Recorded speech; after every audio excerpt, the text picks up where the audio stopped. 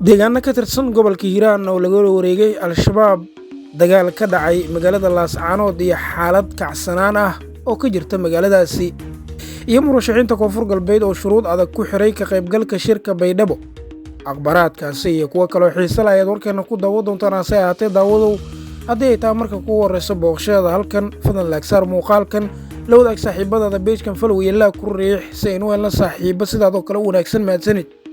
ugu horreyn markaan aynu ku bilownay ciidamo howlgallo ka dhan ah Al-Shabaab ka fuliyey gobolka Mudug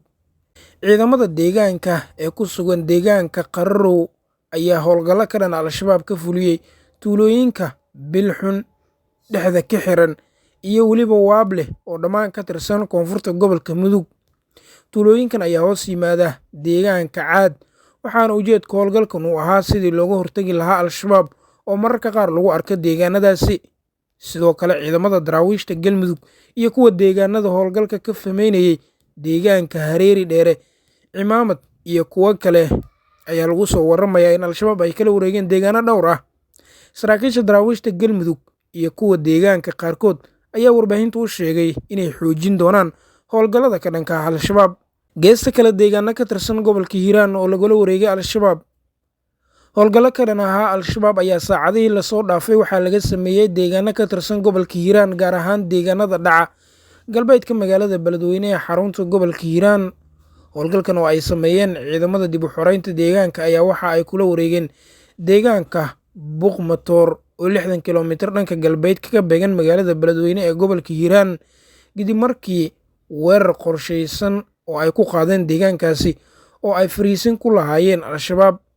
dagaal kooban oo ka dhacay deegaankaasi ayaa suurto gashay ciidamada inay la wareegaan sida ay sheegeen saraakiisha hogaaminaya ciidamada deegaanka ee howlgalkan fuliyey deegaanka Buuqmatoor ee galbeedka magaalada Beledweyne ayaa ka mid ah deegaanada ay Al-Shabaab ka joogeen gobolka Hiiraan ee maamulka Hiirshabelle waxaana ciidamadu ay wadaan dhaqdhaqaaqyo xoogan oo ay ka wadaan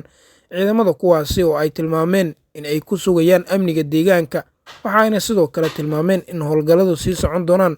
inta Al-Shabaab ay ka saarayaan qaybaha ay kaga sugan yihiin gobolka Hiiraan dagaal ka dhacay magaalada Laascaanood iyo xaalad kacsanaan ah oo deegaankaasi ka jirta weli xaalad kacsanaan ah ay ka jirta magaalada Laascaanood ee xarunta gobolka Sool halkaasi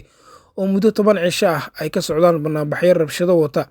xalay saqdi dhexe ayaa waxaa dagaal xoogan oo ka dhacay magaalada Laascaanood kadib markii maleeshiyaadka deegaanka ay weerareen saldhigga ciidamada booliiska iyo militariga Somaliland ay ku leeyihiin xaafadda Durdur ee magaalada Laascaanood dagaalkan ayaa waxa ay wararka aynu helnay ay sheegayaan inay ku dhaawacmeen 3 ruux oo shacab ah kuwaasi oo la geeyey cisbitaalka magaalada Laascaanood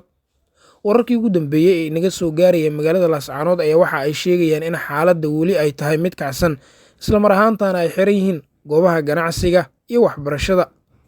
wararka ay warbaahintu heshay ayaa sheegaya in saacadaha soo socda ay magaalada Laascaanood tegi doonaan wasiirro ka tirsan xukuumadda Somaliland si xal ay ugu raadiyaan dhibaatada halkaasi ka taagan geesta kale murashaxiinta Koonfur Galbeed oo shuruud ku xiray ka qaybgalka shirka Baydhabo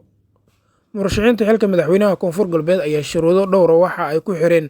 ka qaybgalka shirka dib u heshiisiinta siyaasiyiinta Koonfur Galbeed Soomaaliya kaasi oo gudoomiyaha golaha shacabka Sheekh Aadan Maxamed Nuur Madoobe uu cilaamiyey in 5 bishan January oo ku beegan maalinta Khamiista ah uu ka furmo magaalada Baydhabo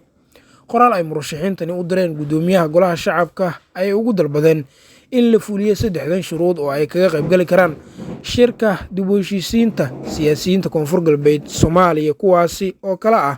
in marka hore murashaxiinta ay ka soo horjeeda guddiga farsamada ee ka kooban 7 xubnood kuwaasi oo gudoomiyaha u xil saaray qabsoomida shirkan iyaga oo sheegay in garabka lafta gareen kaliya xubno laga siiyay isla mar ahaantaana dhankooda aanan wax wada tashi ah lagagala yeeshan sidoo kale waxa ay sheegeen in aanan la fulin ballantii ahayd in tallaabo laga qaadayo saraakiishii ku lug lahayd weeraradii dhowaan ka dhacay Baydhabo iyo weliba ciidamada Koonfur Galbeed laga saaro guryaha mucaaradka ee magaalada Baydhabo lana sii daayo maxaabiistii la haystay waxaa xilligan jirta cabsi la xiriirta in uu dib uga dhaco waqtigii loo qorsheeyay shirka dib u heshiisiinta siyaasiyiinta Koonfur Galbeed Soomaaliya haddii aanan xal waara laga gaarin cabashada ay qabaan murashaxiinta mucaaradka gunaanadka warkana Ukraine oo drone ku duqeysay xarunta tamarta ee gudaha dalka Russia ciidamada Ukraine waxa ay diyaaradaha nooca droonka loo yaqaan ku duqeeyeen xarun koronto oo ku taala gobolka Bayakis ee dalkaas Russia, taas oo keenaysa in uu sii xoogaysto dagaalka u dhexeeya labada dal. Qoraal uu Alexander Rogmas soo dhigay barta uu ku leeyahay Telegram-ka waxa uu ku xusay in diyaaradaha droonka beegsadeen xarunta korontada ee degmada Kilseki oo ku dhow xuduudda ay wadaagaan Russia iyo Ukraine. Waxa uu intaa ku daray inaysan jirin khasaare nafeed inkastoo uu dad ka kacay xarunta korontada ee la duqeeyay. Alexander Bomagas ayaa waxa uu sidoo kale sheegay inay duqeymahaasi koronto la'aan ka dhigtay tuulada u dhow goobta la duqeeyay, iyadoo isbitaallo iyo xarumo kale oo muhiim ah loo xiray leer la'aan dartooda. Tan iyo markii uu bilowday duulaankii Russia ay ku galeen dalka Ukraine bishii February 24 ee sanadii soo dhidlaatay ee 2020, waxa ay ciidamada Ukraine qaadeen tiro weerar madaafiic ah iyo drones ah, waxa ayna la beegsadeen gobolada Russia ee Bayakis, Belong, Rugs oo u dhow xuduudda labada wadan ee Russia iyo Ukraine. saaxiibada qiimiga badan halka ayaan ku soo afmeerayna warkii waad kala socoteen muuqaal baahiyaha caalamiga Native Somali TV. warka waxaa aqrinaya isla markaana soo koobay anigoo Jamuni. tani warkan kiisa xiga noola kulante nabad.